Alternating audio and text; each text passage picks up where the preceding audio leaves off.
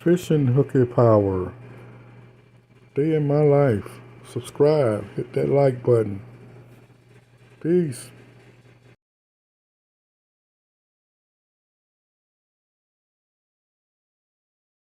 What we do about every month or so, we are switching from farmer to farmer to farmer. So we go from Swayback. Well, we went from Forever to the Zoom with Tyrone to here, and then next month we're going to be right back at Forever Vista Farm. So we rotate. All I can say is kind of stay on Whitaker Small Farm Group page on Facebook. I'm trying to do better with posting. Usually what I do is I piggyback off of either Tyrone or Forever Vista because I'm terrible with it. I used to be all up in the computers. Now I try to run away from them or social media. But this one here is them two, Tyrone and Lynette. They're good about posting, so I go and share it. I get a little thumb. I can make that thumb work now. I can get that thumb to working. So just keep a check on that. If you want to contact me, I have 2 emails. One is Chana, Chana White, WSFG for Whitaker Small Farm Group at Gmail. And the next one is Native Brand Honey at gmail.com. I work closely with Alton, with Ms. Beth. Yeah, she's like, don't copy that. I am thankful for them. I'm thankful for Terry. Whatever problem that you have, we try to figure out that problem. And even if we've got to go with you to said agency and get you to talk to whomever, so because I know that the jargon, that the wording and the verbiage can be difficult. I know it can be difficult because we have a lot of people that just says, I'm not going down there. They're trying to take my land. No, they don't want your land. They want you to keep the land. It's the fact that we don't know what we're doing with the land. But what did Grandma and Granddaddy say? You better keep it in the family because that's where the history is. So if anybody has any questions, I'm not going to be up here for 30 minutes. Y'all can forget that one. Lamont know that.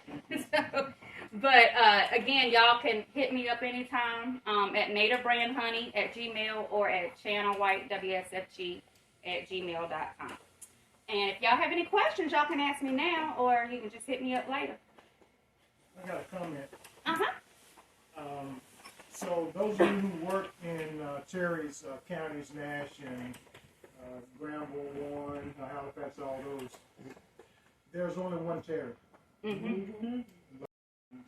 You have a certain party that has, power in the House now, and the leader, for some reason, has some issues with it. We've got a sponsor this year, a young senator, who's a freshman out of Johnston County, who is an attorney. He kind of understands the process of heirs property. But when you start, just to be aware, when you start hearing anything about it, or you're in a conversation with the representative, bring it up to them and encourage them to support it. So what it does, or the function behind the Heirs Property Act is, so when a property is petitioned, goes to the court, the judge has rules and processes he or she needs to do. If they cannot divide the property equitably, if they can, or equally, they'll look at, okay, the best thing for them to do is to sell it, and all the proceeds go to the heirs. So, in most cases, when it's partitioned, no family member typically can get it because it's auctioned. It's basically auctioned off, and the family member doesn't get it. The Heirs Property Act actually puts a few more processes in where the family can at least have an opportunity to maybe get the property whether it's a nucleus in the family coming together to, buy the property and keep it in the family. If it does have to be sold, it's going to be appraised at market value, and so you're getting the value of the land as opposed to just getting pennies on the dollars. So it is something that that everybody's got a little bit of concern. Clerk of courts. So North Carolina is a little bit different than other states, I understand. North Carolina, the petitions and all that are held or done by the clerk of court. Mm-hmm. Other states don't. So the clerk of courts are saying that it's going to be putting more due process on them, more work on them. I would beg to differ, but that's what they're saying, and they've had some support around that. So one of the things that we're looking at doing possibly is, and we really, as they say, between a proverbial rock and a hard place.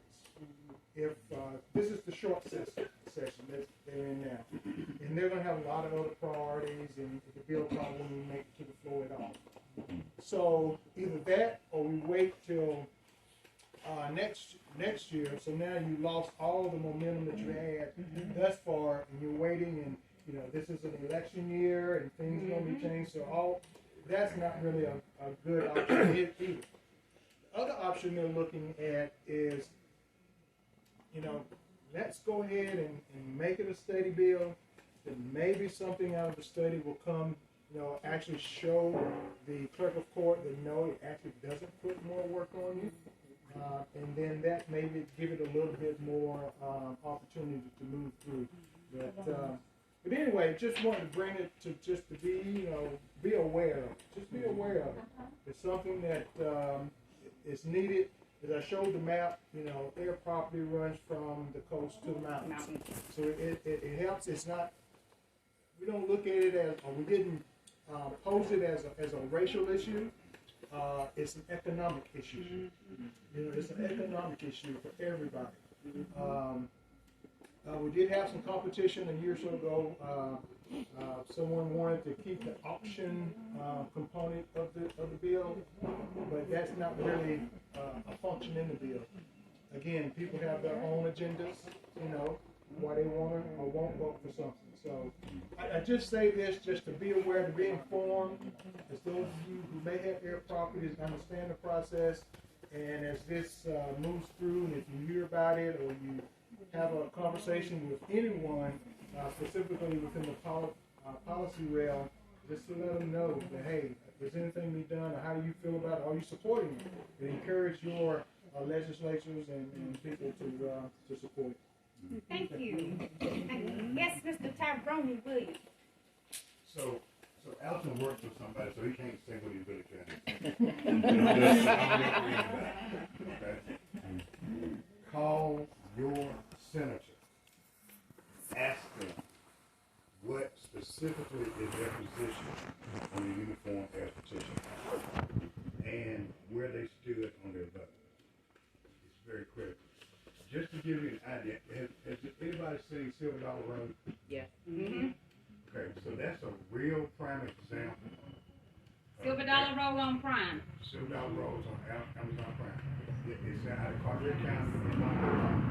That is a real example of heirs property. Those folks had property, one heir. So their interest to a developer with, according to the story, with a fraudulent deed. Mm-hmm. And the courts upheld that deed. And the two brothers contested it.